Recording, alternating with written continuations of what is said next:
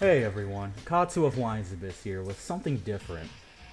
Due to circumstances I won't get into, I no longer have a PS3 and PS4 to do Let's Plays anymore, and it was only recently that I've invested into PC gaming. I still have my 3DS, which is still in working condition, so when the next big 3DS title hits, I'll be sure to pick it up and play.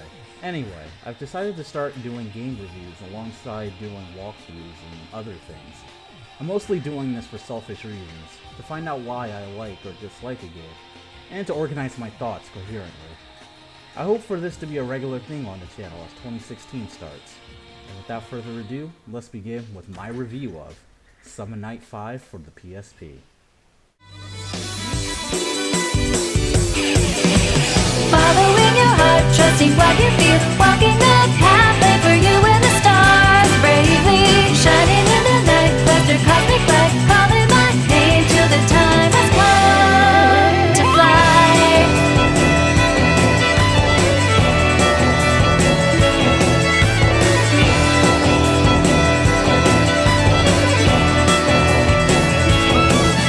Those moments when happiness nears, we share a journey with friends we hold dear, and the trust we can share just with a glance will strengthen bonds we once left to chance. When madness, darkness comes, we'll fight through. The Summon Night franchise is a series of RPGs mixed in with light novel and dating sim elements developed by Flight Plan. The series is divided into 6 main titles and 7 spin-offs, the 6th main entry coming to PS4 and the Vita later this year. However, up until recently, the franchise has had a poor localization track record, with none of the main series games being released, and only 3 of the spin-offs making their way westward for the GBA and the Nintendo DS. However, this trend may change with the advent of Summon Night 5's localization by a small company named Gaijin Works. How does the localization in the game fare? Let's find out.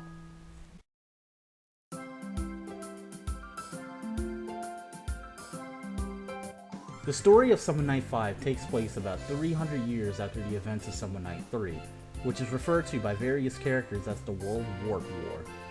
You get to choose between a male or a female lead, as tradition with the Summon Night series.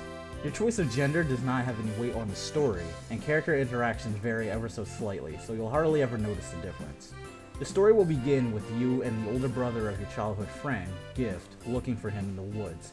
Gift stumbles upon strange monsters called Mudmires, and his older brother tells the two of you to run away while he fends them off. However, you lose sight of Gift and end up falling into a gate, corridors that lead you to one of the 4 other worlds. It is there you find yourself saved by a summon, who becomes your cross, your destined partner and equal. You can choose between 4 different summons, each one representing one of the 4 other worlds. They all have their individual personalities and strengths in battle, so pick whichever one you like. After you're saved by your summon and return to the gate, you are told that 3 days had gone by, and Gift moved away during that time frame. His brother recommends you attend school and register as a summoner at the U-Cross, an organization of summoners, and you do just that. After a time skip, Chapter 1 begins. Summon Night 5's story can be quite predictable and drag on at times. The revelations that are meant to surprise you can be spoiled depending on how genre-savvy you are, and the execution can be a little hit or miss. But when parts of the story are executed properly, they are done very well. One complaint I have is in this game's localization.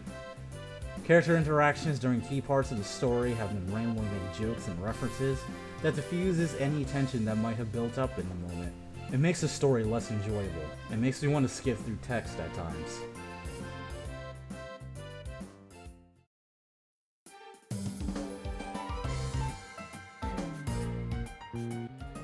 Outside of battles, the game is like a visual novel, with a very simple hub world and cutscenes consisting of moving character art and text boxes. Some of the characters look great, and the artwork looks fine. However, side characters tend to look a little gross. And then there's other NPCs you can talk to, whose artwork seem to be lifted from an earlier Summon Night game. The graphics of the 3D character models are colorful and look good, though the battle animations are hit and miss. Some abilities have awesome sounding names, only for the attack animation to be the same as a regular attack. I found this very disappointing, since I love flashy, over-the-top animations. There's a lack of varied music tracks in the game too. I hear the same themes played in battles again and again, And speaking of maps, several of them repeat in later parts of the game. When compared to Disgaea and Fire Emblem, they really dropped the ball here.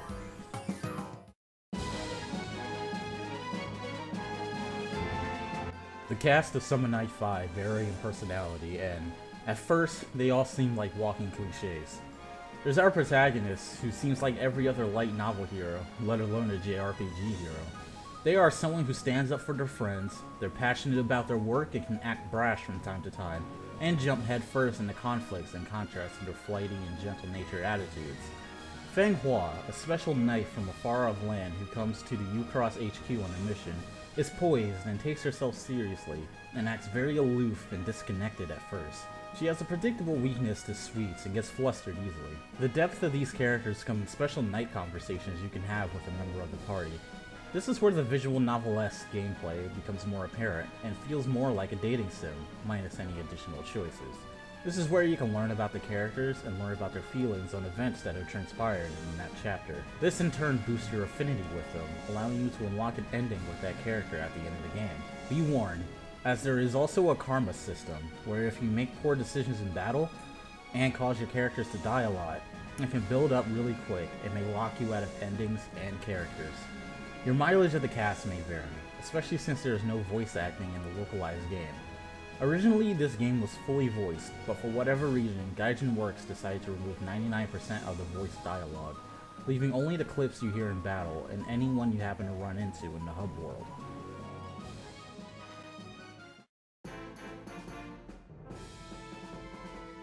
Summon Night 5 is a turn-based strategy RPG, in the same vein as Fire Emblem and Disgaea. The depth of the strategy in this game feels shallow at times, even though there's a lot of systems going for it. Let's start with the actual combat. One of the best things about it is that you can move your character after doing an attack, provided you didn't move beforehand. So let's say there's an enemy in front of you that you can kill, but there's another enemy in that area that can kill you. You can defeat one enemy and retreat to get in range for a heal, or just to stay safe. It isn't like Fire Emblem where you have to commit to an attack, and gives leeway for setting up different strategies. Like Disgaea, characters have both HP and MP, however in Summon Night, MP recovers when you perform actions such as attacking an enemy, counter-attacking, defending, and more. MP is important, as when you have 100 or more, you'll be able to gain access to special modes that increase your parameters. However, one thing I'm on the fence about is the Brave Point system that is unique to the game. Brave points are gained by fulfilling certain requirements in battle, such as gaining the first attack or defeating an enemy with a specific character. Brave points drain when you defeat an enemy weaker than you, or if a controllable character is defeated. If you run out of Brave points, you get a game over, even if your characters are all alive. Status ailments exist in the game as well, however a good thing about them is that characters accumulate the ailment before it does any effect, so you can cure it before it becomes a detriment to your party, which is a big help with micromanagement on the field. Shallowness comes from the weakness system, and the fact that you can grind. Characters are all strong and weak against certain types of magic. However, I've rarely encountered times where I thought I could gain an advantage if I brought a character that used a certain type of magic. I had a fixed team by the end of the game, and I forgot that weaknesses were even a thing. Grinding is done via the mission system in the U-Cross headquarters. Here you can re-challenge the main scenario missions you completed, or take on extra missions with various rewards.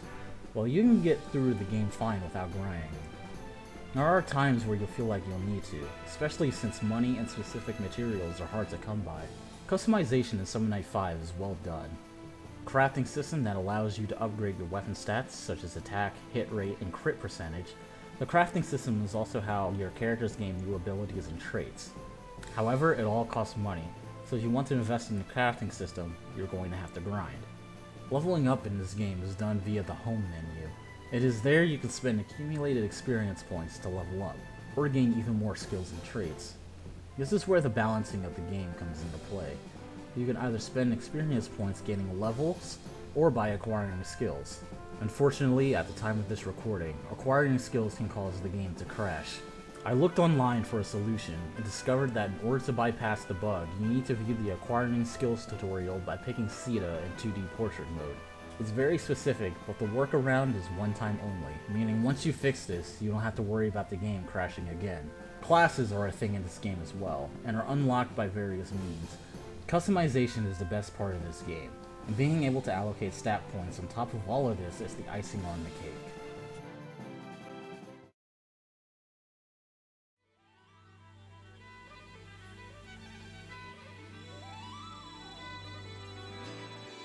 Despite its flaws, when I beat Summon Night 5, I wanted to play it again. Strategy RPGs have a tendency to become addicting if their systems are enjoyable, and Summon Night is no different. I want to try out different team comps, the other crosses I haven't used, and getting as many endings as my stamina would allow. The localization could have been better, as aside from the problems I mentioned before, there are some typos and oddities in the script.